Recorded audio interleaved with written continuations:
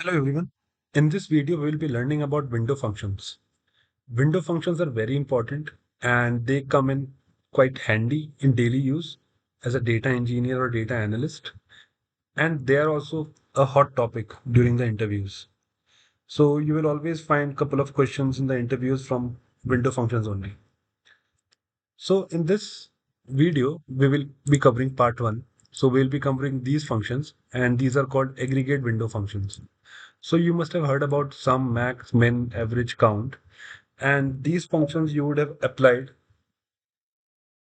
in SQL, but on the whole table. But this time we will be using them as window functions.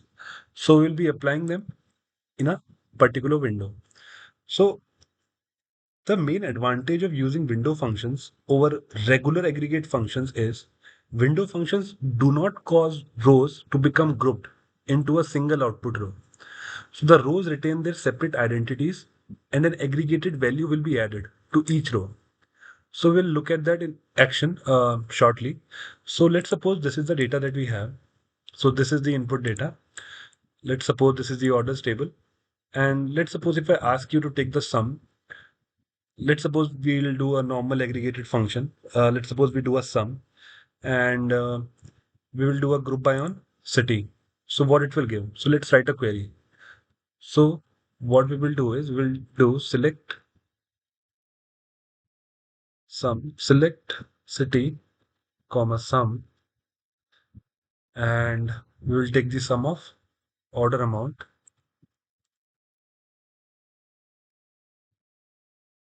and let's call this total amount.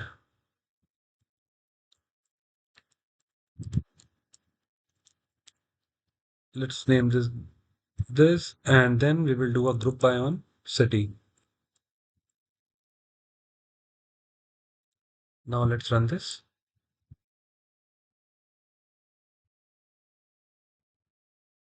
It's executing and we got the output. Let's take this. Let's put it here. So this is the output of the normal window function. So we all know the sum function. So what it does is it does the sum of specified field for specified group. And in our case, we did the grouping on city column. And but this do it for the entire table if the group is not specified. So we will see what will be the output of regular sum aggregate function if we don't use the group by. Let's do this. And let's not use this. So it will give us the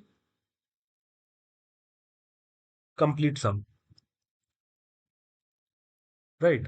So let's suppose if we want to use it as a window function, let's do it as a window function. So what we will do is, so there's a syntax for that. So the syntax would be select order ID, order date, customer name, city, order amount. So we can do a simple select star, but I'll just write down the columns. And after that, we will create another column. And this will be created using the window function. So first of all, we have to specify which window function we want to apply. So we will use the window function sum. And onto which column you want to apply this? So we want to apply this on the, we want to do sum of order amount. And after that, we have to use the over clause to define the window. So we will do a over partition by, and we will use the city, and we will call this as grand root. And we will do a from orders. So let's look at the output of this.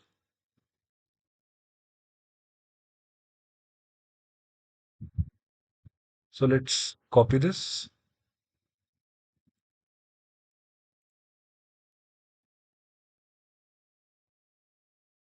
Yeah. So as you can see from the result set that a regular aggregate function groups multiple rows into a single output row. So as you can see for Arlington, it did a group by on Arlington. So this row and this one and this one. And it took the sum of this, and this. But it combined these three rows into a single one. Similarly for Guildford and Shalford. But as you can see, this does not happen with window aggregate functions. Rows actually retain their identity and also show an aggregated value for each row.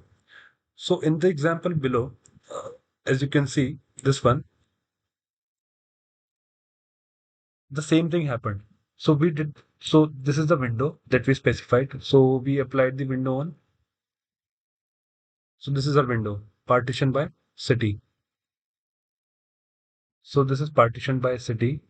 And after that, we did what function did we apply? We applied the sum window function. So it did the sum of this window, 37, 37, 37. So it will put the same value because this belongs to the same window. And after that, if we look at Guildford, so the output is 50. As you can see, initially our output was 50 as well, but it was done by the grouping. But here we did not group it. We actually created a window. So in this window, what is the sum? Sum is 50 and it generated 50 for each row. Then we have three rows for Shalford and it generated three values, 13,000 in column grand total for each of the rows. So I hope you guys understood how this window function is working. So let's go back again. So I'll reiterate. So what we are doing is this is the window function, this is sum that we are applying, and we are applying it over this window, over partition by city. So let's suppose we'll do the next function. So let's suppose we'll take the average. Can you guess what will be the output of this average?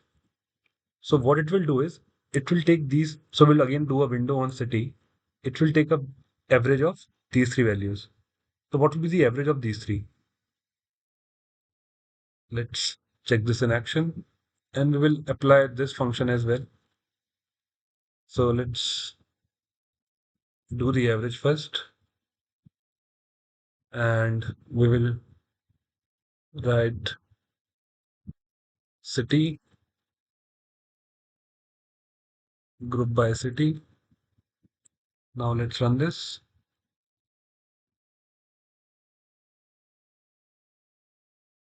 So we got this average. So let's pick this. So this is the output of the average. So when we will be running the window function over this, so the output will come to be something like this. So this 1233 will be populated here for this window for Arlington, and for Guildford, all these four values will be replaced by 12625. So let's create the average. So let me just copy this. So now what we will do is we'll create another column and we will call this average and we will do a order amount over partition by city again, and we will call this as average amount. So let's run this. So see, let me paste it here. So as you can see here, we created this new column, average amount, using the window function, and the window is created on city. So the all the Arlington cities are grouped together, and in front of that we got the average. Similarly, we have got the average for Guildford city, and similarly for Shalford. So I hope you're getting the point. So I'll just reiterate once more. So what it does is the window function actually does not work on the entire table. So it works on a particular window. So and also the rows retain their identity and also show an aggregated value for each row. That's what I was saying. So what it does is it retains their identity and also show an aggregated value for each row. So this is the aggregated value for each row, but applied on the complete window. So now we'll use the min function as well. So let's use the min max of both. Let's apply it here. So what this min function is going to do is it's going to take the minimum inside that window. So what is the minimum value in the window? In this window, city, Arlington. What's the minimum value? 2000. What's the maximum? 20,000. So we can get the respective values in two new columns. So let me just write this here. So first of all, we will do a min, and then we'll take the max order amount, and then we'll do a partition by city, and this will be min amount, and this will be max amount. And then there was one more function. We can also take that. Let's take a count as well. But okay, let's take it in the next step. First, let's get the max and min.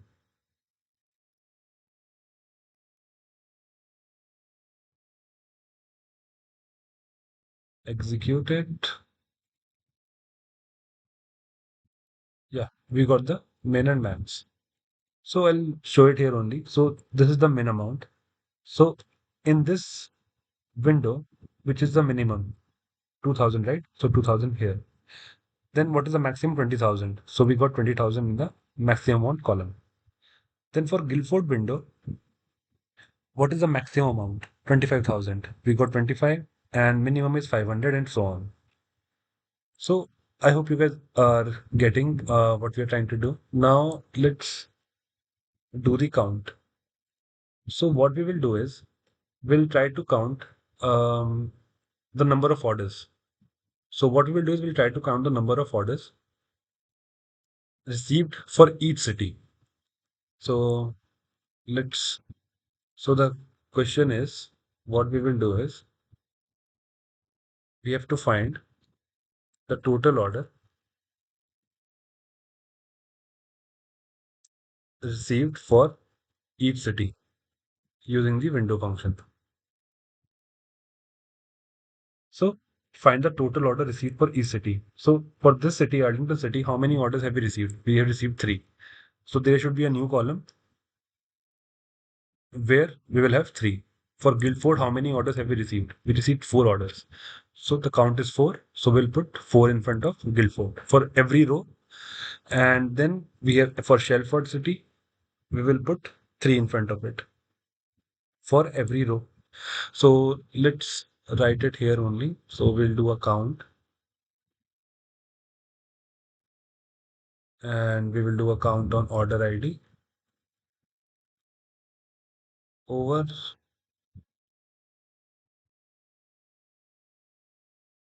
partition by city and we will call this as order count. Now let's run this.